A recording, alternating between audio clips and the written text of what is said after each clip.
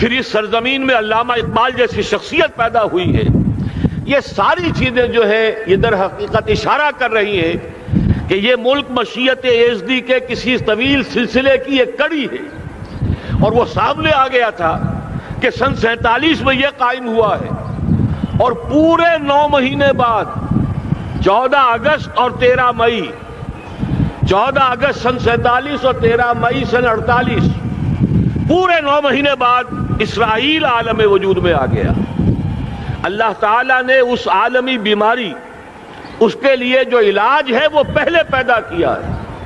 جیسے کہ حدیث میں آتا ہے ما انزل اللہ من دائن الا انزل له دوان، اللہ تعالیٰ نے کوئی بیماری ایسی نہیں اتاری کہ جس کا علاج بھی نہ اتار دیا ہو.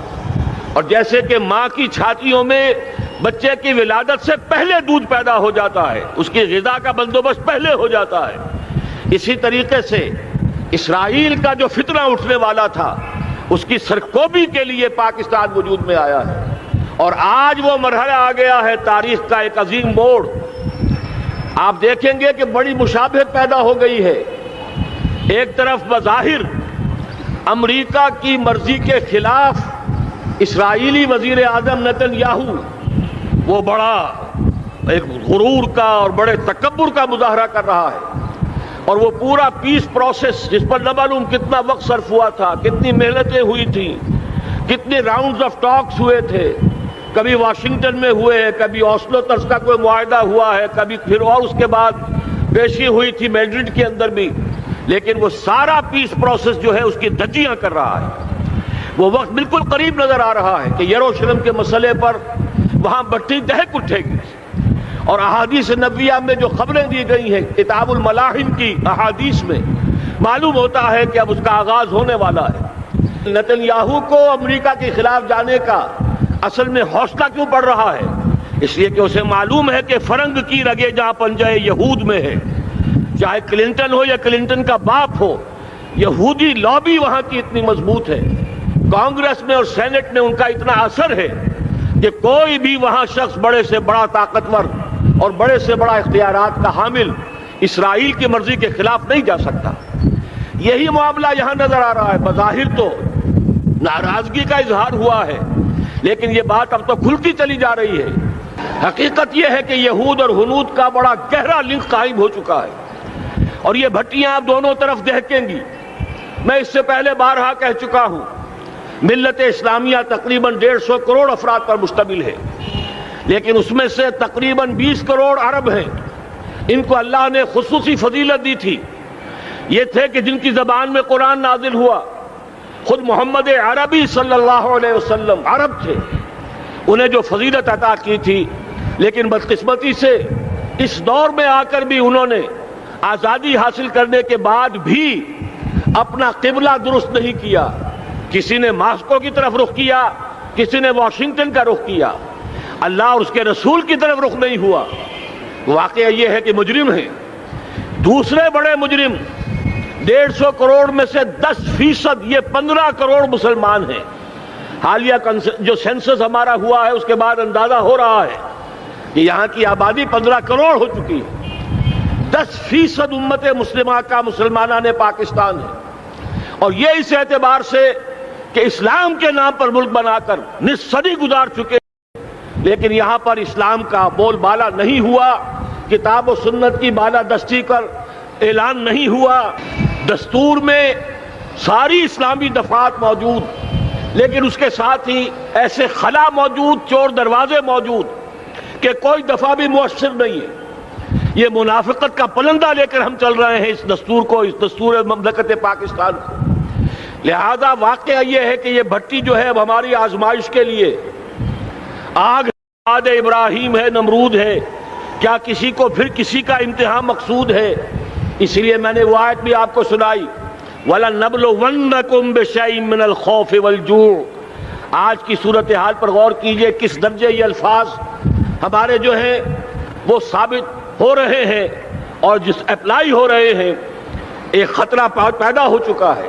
واقعہ یہ ہے کہ کوئی کرائسس ہو، کوئی خطرہ ہو، کوئی اندیشہ ہو تو قوم جاگ جایا کرتی ہے. اور اس کے بعد حقیقت یہ ہے اگر ہم نے جرأت کر لی، اور مجھے یقین ہے کہ ہو جائے گا، کچھ لیت و لال ہے، کچھ تاخیر ہے، حکومت کے کچھ اعلانات دو طرفہ سے بھی آ جاتے ہیں، لیکن مجھے یقین ہے یہ دھماکہ ہوگا، یہ مشیت ازدی ہے، یہ شدنی امر ہے، یہ ہوگا۔ اور اس کے بعد یقیناً اس آیت مبارکہ کا دوسرا لفظ ہم پر منطبق ہوگا، وَلَنَبْلُوَنَّكُمْ بِشَيْءٍ مِّنَ الْخَوْفِ وَالْجُوعِ۔ یہاں دوسرا لفظ بھوک کا لفظ ہے، ہم پر سختیاں آئیں گی یقیناً۔ الکفر ملت واحدہ، پوری دنیا امریکہ کی زیر سرپرستی ہمارے خلاف کھڑی ہوگی، ہمارے اوپر پابندیاں لگیں گی، لیکن شاید ہمارے جذبہ ایمانی کو بیدار کرنے کے لیے اللہ تعالیٰ اسی کو ذریعہ بنا دے، اور پھر اس کے ذریعے سے پورے عالم اسلام میں عوامی سطح پر جو ہمدردی پیدا ہوگی پاکستان کے ساتھ، اس کے آثار شروع ہو گئے ہیں۔ کبھی قطر کی طرف سے خبر آ رہی ہے، کبھی الاحرام کا جو ہے وہاں بات سامنے آ رہی ہے۔ معلوم ہو رہا ہے کہ جو بھی پبلک اوپینین ہے پورے عالم اسلام میں، اس کی وجہ کیا ہے؟ میں نے اپنے پچھلے جمعے کے خطاب میں عرض کیا تھا کہ جیسے پاکستان سلطنت خداداد پاکستان ہے، ایسے ہی اس کی ایٹمی صلاحیت یہ بھی خداداد ہے، اللہ نے چھپر پھاڑ کر ہمیں دی ہے۔ ایسا نہیں تھا کہ ہم نے لیبارٹریاں بنائی ہوں، ہمارے سینکڑوں اور ہزاروں سائنسدان ریسرچ میں لگے ہوئے ہوں، نہیں، اچانک اللہ تعالیٰ کی طرف سے ہمیں ایک نعمت غیر مترقبہ عطا ہو گئی ڈاکٹر عبدالقدیر کی شکل میں۔ پھر نہ معلوم کس کس ذریعے سے اس پروگرام کو آگے بڑھانے کے لیے جن پرزوں کی ضرورت تھی، کس کس ذریعے سے وہ پرزے یہاں پہنچے ہیں۔ یہ بھی خالص خداداد صلاحیت ہے، اور اس کو سمجھ لینا چاہیے کہ یہ ہمارے لیے ایک فرض کفایہ کے درجے میں ہے پوری امت مسلمہ کی طرف سے۔ اس کی وجہ کیا ہے؟ پورے عالم اسلام میں کہیں اور یہ صلاحیت موجود نہیں۔ کچھ ایٹمی دانت نکلنے کا امکان پیدا ہوا تھا عراق میں، آپ کو معلوم ہے کئی سال پہلے اسرائیل کے جیٹس آئے اور اس کی ایٹمی تنصیبات کو تہس نہس کر کے چلے گئے۔ اس کے بعد جو کچھ ہوا ہے خلیج کی جنگ میں، اس کا اگلا پچھلا کھایا پیا سارا اگلوا دیا، اور اس کے لیے جو پابندیاں ہیں شدید سے شدید تر ابھی تک چلی آ رہی ہیں۔ تو اچھی طرح سمجھ لیجئے کہ پورے عالم اسلام میں صرف ایک پاکستان ہے، پوری دنیا میں صرف ایک ملک ہے جو اسلام کے نام پر بنا، پورے عالم اسلام میں صرف ایک ملک ہے جس کے پاس ایٹمی استعداد ہے۔ ان دونوں چیزوں کو سامنے رکھیے تو پھر مشیت ازدی میں مختلف چیزیں جو اللہ تعالیٰ کی اس تدبیر کے اندر موجود ہیں، اس کی کچھ نہ کچھ کڑیاں جو ہیں ملتی نظر آتی ہیں۔